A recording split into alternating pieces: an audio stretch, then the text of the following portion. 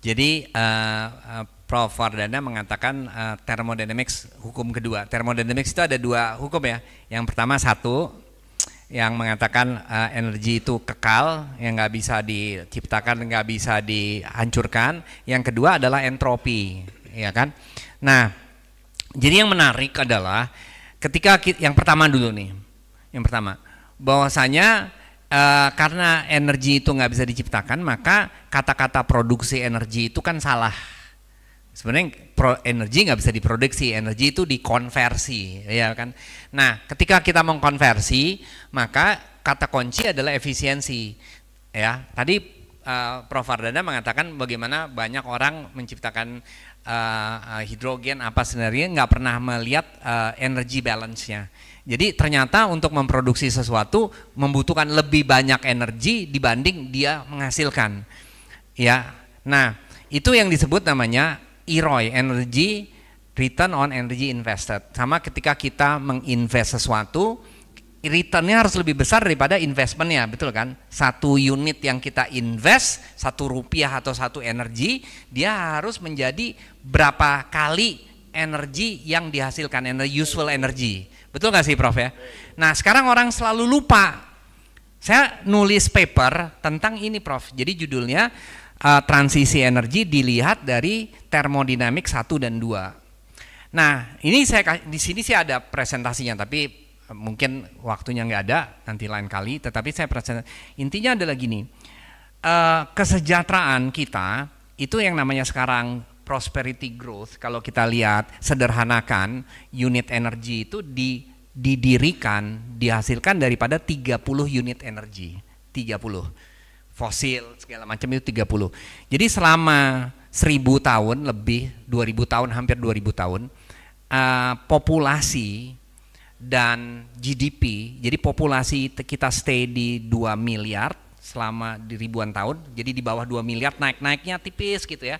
Nah lalu ketika abad ke-19 terjadi industrialisasi dan orang mulai pakai batu bara, populasi itu dari 2 miliar loncat sekarang 7 miliar dalam kurun waktu cuman 100 tahun. Selama coba think about it, pikirin. Selama 2000 tahun populasi kita stay di bawah 2 miliar. Ketika kita mulai pakai batu bara ya, atau terjadi industrialisasi di abad ke-19, tiba-tiba dari 2 miliar loncat langsung 7 miliar dalam kurang 200 tahun. Begitu juga dengan GDP. Selama 2000 tahun GDP praktis nggak bergerak. Ketika di abad ke-19 baik GDP dan populasi meroket eksponensiali. Coba jelaskan sama saya. How itu bagaimana kejadiannya? Kenapa? Ada yang bisa menjelaskan nggak? Kalian bisa cari sendiri datanya. Menggabungkan datanya itu jarang digabungkan antara populasi sama GDP.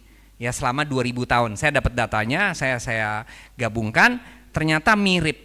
Dan titik ketemunya baik GDP meroketnya itu adalah di abad 19, begitu juga populasi di abad 19, dan dua-duanya bersamaan dalam periode ketika terjadi industrialisasi dengan pemakaian batu bara. Bagaimana menjelaskan itu? Exactly. Iya, kenapa? Karena ada abundance of energy begini. Penjelasan ini saya tulis dalam paper saya, Prof. Jadi selama 2000 tahun primary energy manusia itu adalah otot, baik otot binatang, muscle ya, baik otot binatang atau otot manusia dan kayu. Betul kan?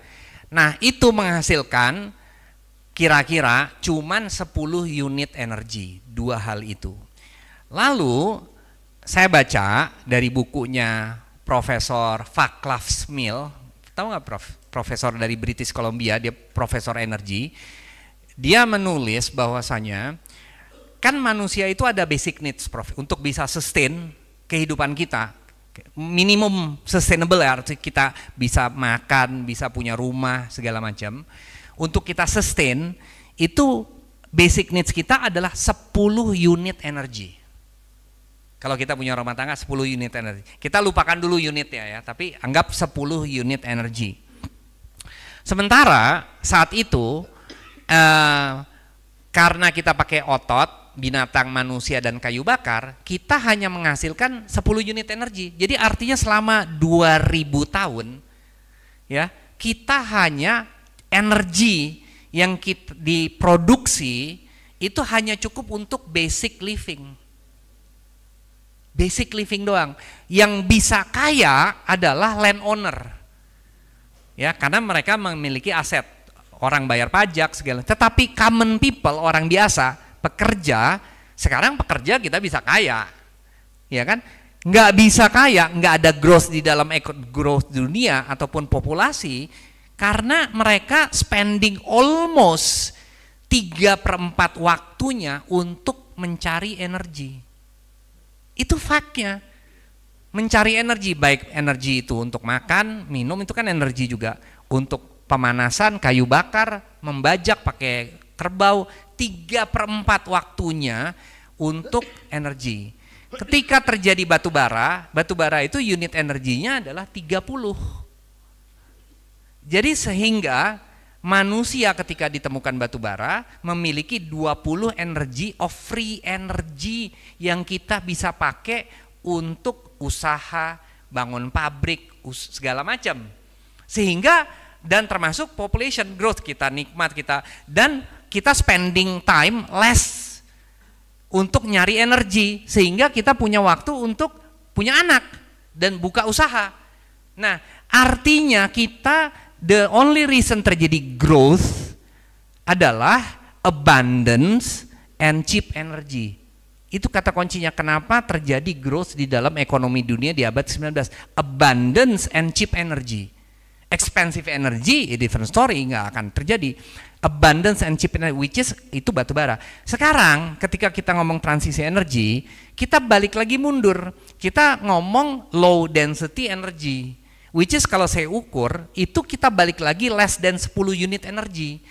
Problemnya, gini, this is the problem. Yang tadi saya sebenarnya ada di presentasi berikutnya. Kalau kita ingin mempertahankan output ekonomi kita yang level sekarang, kesejahteraan sekarang, maka inputnya harus 30 unit of energy, betul nggak sih? Dari thermodynamics. Harus 30 untuk menghasilkan output energi ini. Kalau kita pakai energi yang low density sehingga energinya cuma 10, maka untuk mempertahankan level kesejahteraan yang 30 unit energi, 20 itu harus kita subsidi dong. Kita harus offset dengan hal lain, dengan backup power, dengan baterai, dengan investasi di grid, dan lain-lain. Yang untuk mengkompensir 20 unit energi ini yang missing. Karena kita pakai yang 10. Ya kan kita lihat semua energi terbarukan ya. Makanya ketika orang ngomong energi terbarukan, saya ngomong Anda belum ngerti energi. Anda belum ngerti thermodynamics. Gitu loh. Kalian harus paham thermodynamics itu. Gitu, jarang sekali orang ya ketika bicara perencanaan energi melihat perencanaan energi atau transisi energi di dalam konteks thermodynamics. Nah, konsekuensi thermodynamics adalah ya kalau kita nggak siap mengganjel 20, maka yang terjadi kontraksi ekonomi.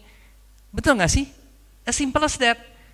It's konsekuensinya kita siap nggak kontraksi ekonomi. Itu dari thermodynamics pertama. Dari thermodynamics kedua, entropi, betul nggak sih Prof? Artinya, kalau kita let it go, alam semesta itu pasti akan mendorong entropi naik atau turun. Nah, ini pertanyaan lagi. Ya, kita tanya Prof.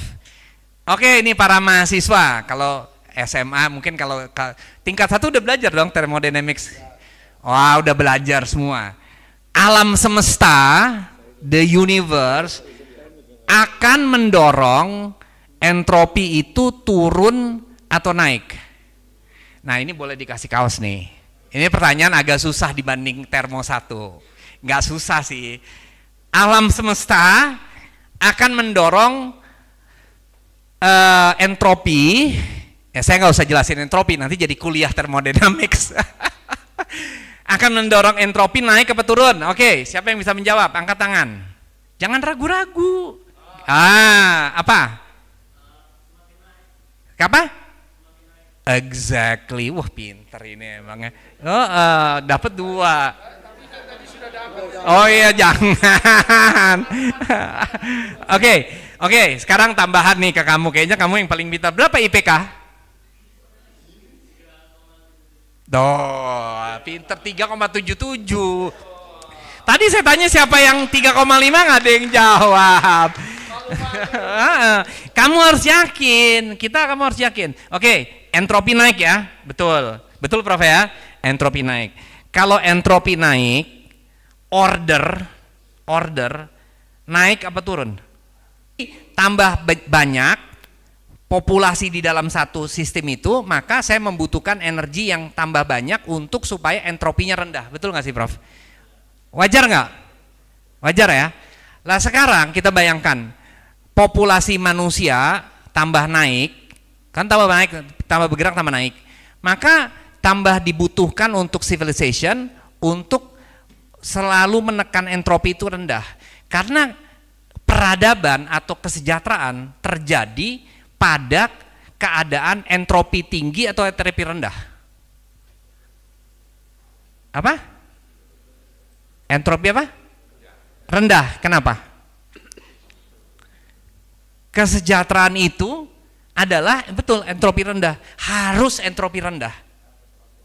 Karena keteraturan tinggi, exactly. Tidak mungkin terjadi kesejahteraan tanpa adanya keteraturan. Jadi kesejahteraan itu adalah fungsi entropi. Ada yang sadar nggak itu? Ya, jadi tambah tinggi ketidakteraturan di dalam sebuah bangsa, misalnya kita ribut tentang politik, ya udah pasti akan mengganggu, entropinya pasti tinggi. Ya kan? Lah jadi kesejahteraan dibutuhkan entropi rendah. Sekarang tambah besar populasi, tambah butuh energi lebih besar. Betul kan ya? Nah, energi itu dibutuhkan untuk menekan entropi itu supaya rendah, kan tambah rendah. Artinya dibutuhkan energi yang bertambah besar, ya kan? Bertambah precise. Betul kan? Dan bertambah murah in time. Jadi upayanya tambah murah, energi cost-nya itu tambah murah. Itu keywordsnya untuk sehingga peradaban itu memiliki low entropy civilization yang membuat peradaban, kalau kita bicara, karena Prof memicu saya jadi ngomong entropi nih, bisa satu SKS sendiri nih.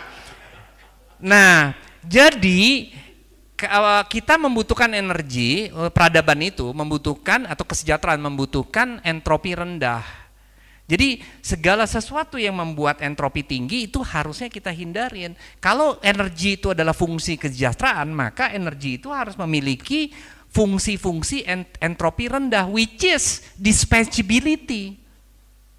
Karena kalau nggak bisa didispatch, entropinya pasti tinggi dong, pasti. Ya kan? Udah tinggi, ada konsekuensi tadi, kita harus 30, itu kan complicated banget. Saya ada bikin paper tentang itu. Tetapi dari situ aja kita udah bisa lihat bahwa kita membutuhkan energi yang tambah besar, tambah bisa dikontrol, dan tambah precise. Contoh aja, jadi segala sesuatu is about entropi kan. Contoh, kerbau. Kerbau itu alat nggak sih? Alat energi kan? Alat energi. Ribuan tahun kita memakai kerbau untuk membajak. Jangan salah, energi itu bukan cuma listrik, bukan itu. Jadi semua bentuk yang bisa kita pakai untuk work itu adalah fungsi energi. Kerbau itu, how do you control kerbau? Kerbau kalau kita lepaskan nggak bisa kan. Jadi sesuatu bentuk energi apapun, ya kalau nggak bisa dikontrol, dia tidak bisa dimanfaatkan oleh manusia. Bagaimana kita mengontrol kerbau? Enggak lah, enggak, sederhana, yaitu dicocok hidungnya. Nyocok hidung itu adalah fungsi kontrol kerbau. That's how kita menjadikan kerbau dari high entropy menjadi low entropy melalui cocok hidung ini.